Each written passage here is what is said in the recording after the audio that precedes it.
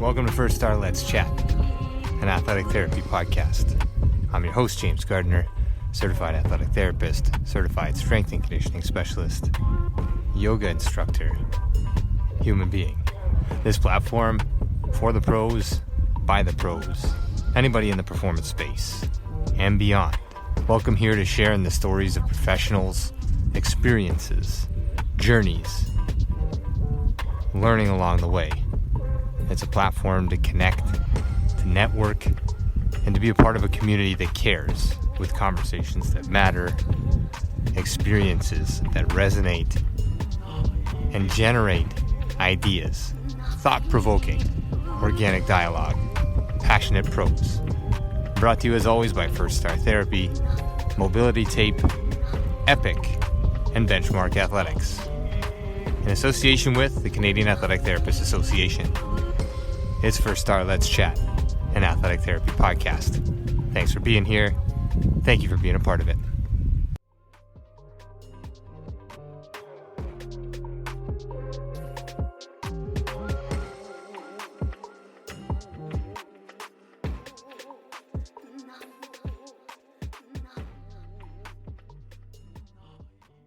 Ready.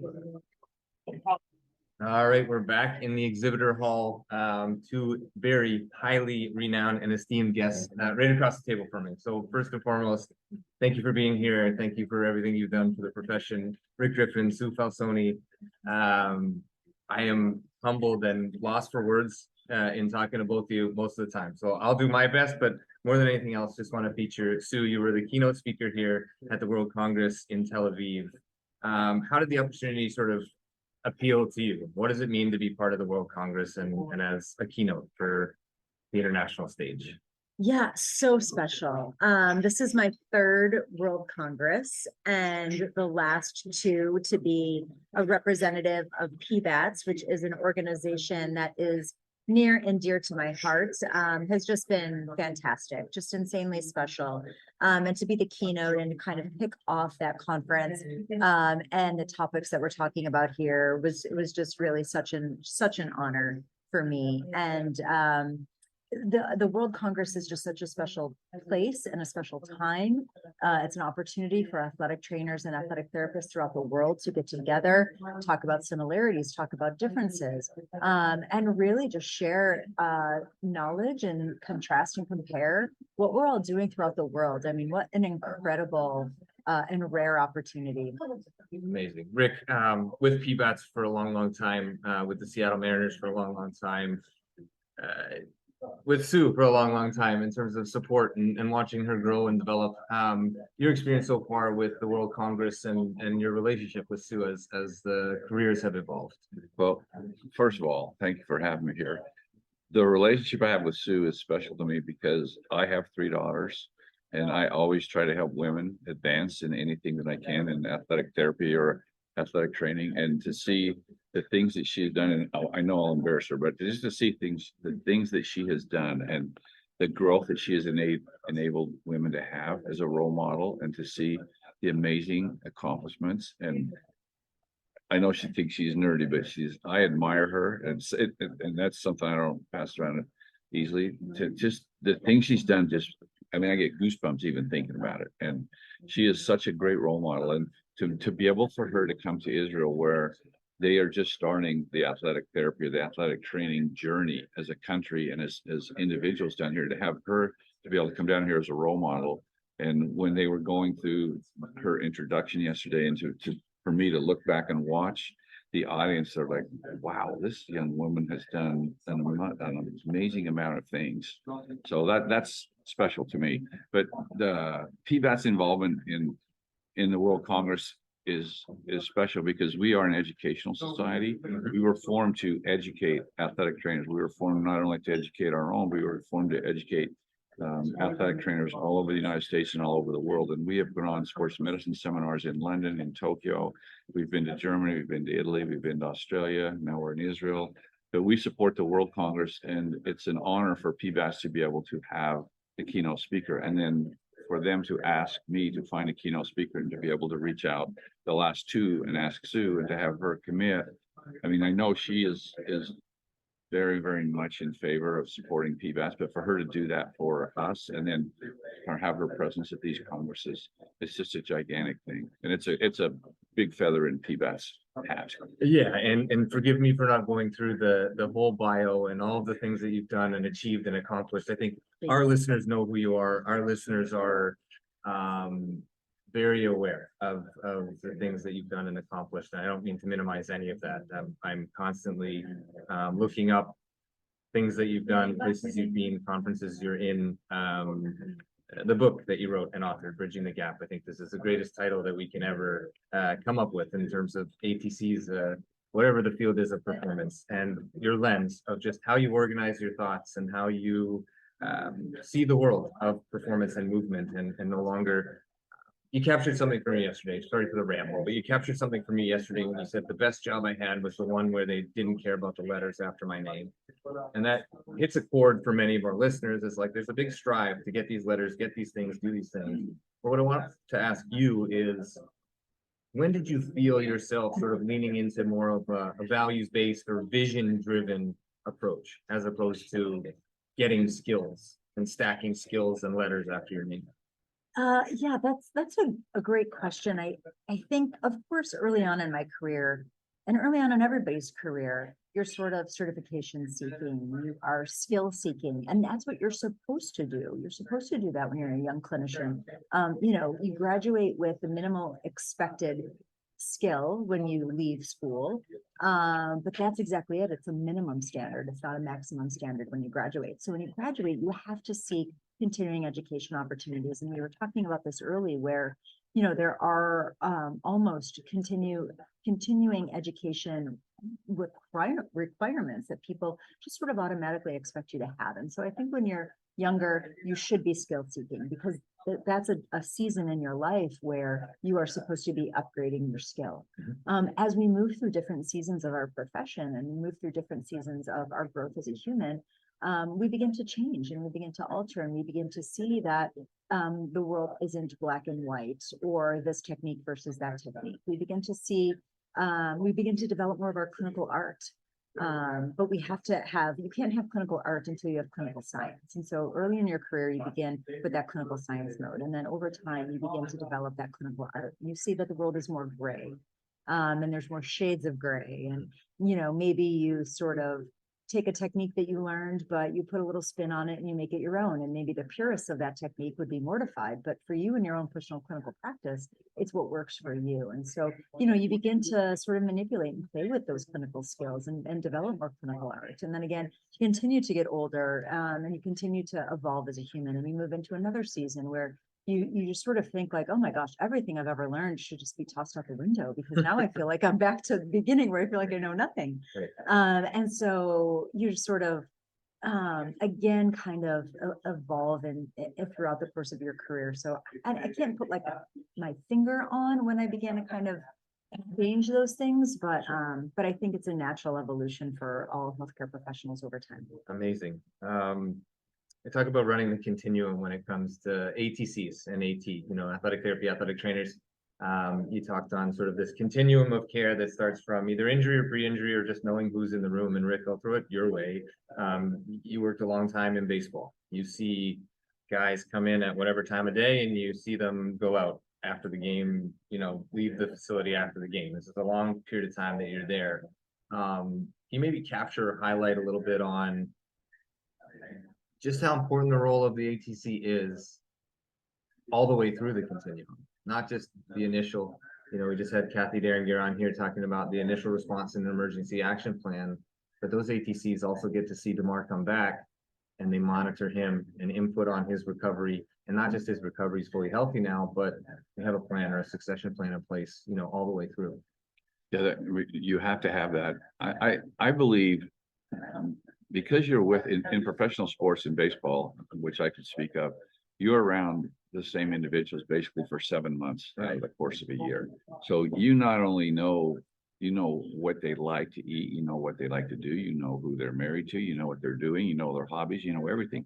You know when they're walking, you know who it is by how they walk because you're around them so much. And when they pitch, you watch them pitch, and you know if they're changing their mechanics, it's not normal. You know that because you watch them, you pay attention to that. I think the thing I always want to try to do is I want to develop trust.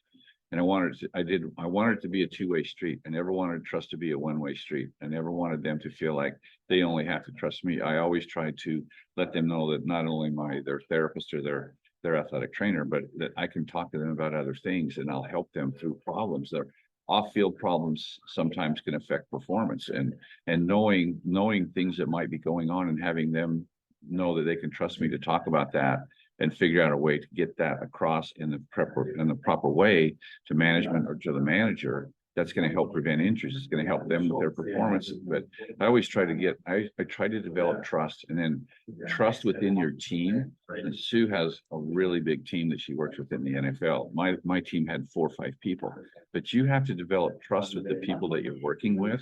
It's the same thing. You have to have the same kind of trust with your fellow therapists, with your massage therapist, with your nutritionist, with your physicians. You all have to be on the same page. You have to trust each other's guidance and judgment.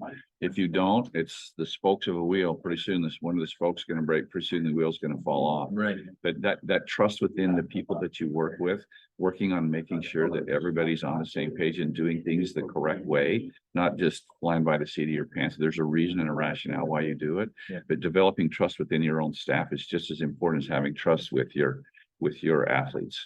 Yeah, and a great segue. I know busy time. You got to get out of here. I don't want to take too much of your time today. Always happy to have more time at any point that you have some, but we'll transition to your role in the NFL. Clinical science, clinical art, currently director of movement and return to performance with the Houston Texans in the NFL. Maybe just a little bit about that role and how you play in that sandbox. Yeah, it's really a dream role, because it really culminates all the things that I've learned along my journey, and continues to teach me more. And I think that's the key, is that we never really know anything, or know everything, I should say. Although there's days I feel like I don't know anything. That's probably valid. But, we just listened to a great talk about the emerging aspect of technology within athletic training and within healthcare as a whole. And I think for me, that has been, a massive learning curve for me, where I'm continuing to grow and expand my skills in that area of applied sports science, and how do we use technology and data points in order to make really, really big decisions on player health and wellness, and performance. And so, to be able to kind of be the silo that bridges the silos is kind of how my role is, and to really take our wellness team, which is responsible for sleep, hydration, and nutrition, to take our sports science and apply that to our not only our injured athletes, but our athletes who were sort of flagging, who have the potential to be injured, or that we think have the potential to be injured, to bridge the gap with our strength and conditioning staff, and with our sports medicine staff.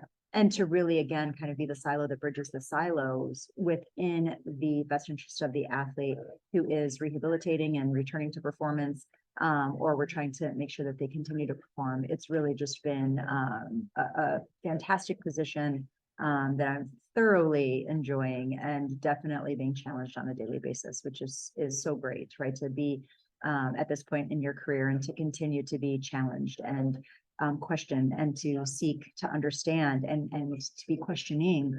That's just such a beautiful thing to continue to be able to do throughout my career lifespan, which is just really fun, that there's so much still to learn. And so, it's been a blast. The NFL is so different than Major League Baseball, so different than international soccer, so different than the NBA. And so, all the leagues are so similar and yet so different at the same time. It's kind of funny how those two things don't seem like they go together, but they're exactly the same, and they're 100% different. Yeah.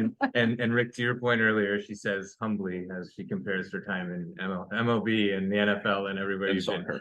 Soccer, international soccer. You got to do hockey though. You have to do hockey. Well, get north of the border in the US, and we got plenty If of. she's done that, then I'm going to be really impressed. Then we'll be I'm there. almost there. You're almost too impressed. Really, really appreciate your time, guys. I'll let you run. Maybe just some, I don't know, final departing words for the listeners, whatever you think. But Sue Falsone, keynote speaker here at World Congress 12, Rick Griffin, PBATS, and all the things that you've done in your career as well. I don't mean to minimize that either. I think, again, I'm humbled and honored. And one thing, Sue, that jumps out for me is your ability to be where your feet are and just truly engage with the audience, engage with the speakers that are here, be present and in all that you've done. And I really appreciate that. I'm in awe of both of you for stopping by, giving some time and all that you've done for the profession. So thank you so much. I'll leave it with you to say whatever you wish to close this thing out, and then go put your feet in the sand. Great. Yeah, no, thank you so much for having me. It's great to just spend a little bit of time. And yeah, to your point, finger tattoos don't stay very well, but neither do toes, which I do have some feet tattoos as well. But yeah, tattooed on my fingers, I have be present, be still, and breathe. And they're on my fingers for a reason, to remind me of those three things every day, all the time, because you need constant reminders to put your phone down, to engage with the people who are directly in front of you, and to just be still and, to keep your eyes above the waves. I think, especially in professional sport, it's very easy to get caught up in the chop of the ocean per se. And, the more you can just kind of keep your eyes above the waves, the better off your brain is going to be, your heart's going to be, and your physical performance is going to be. And then to breathe, right? At the end of the day, that is not optional. And so to try to continue to focus on those three things, no matter where I am. And it has served me well in the past, and hopefully will continue to serve me well. And it's just been such an honor to be here in Tel Aviv and to be here with people and therapists and clinicians from around the world, to learn from them as much as hopefully I'm contributing to some type of learning for them. They have also taught me in that process. So for that, I'm extremely grateful. Well said. All right, we'll end it there unless you got anything to top that out. Thank you so much. I truly mean it. I'm humbled, honored, grateful for your time, and again, all that you've done. So thank you.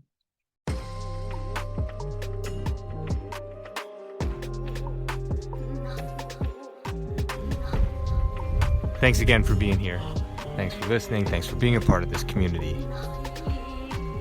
Check us out online, firststartherapy.com. That's FIRSTAR therapy.com. Or email us with feedback, consult@firststartherapy.com. CONSULT@firststartherapy.com. On Instagram @firststar.therapy, and our podcast host @letschat.at. This is First Star Let's Chat, an athletic therapy podcast.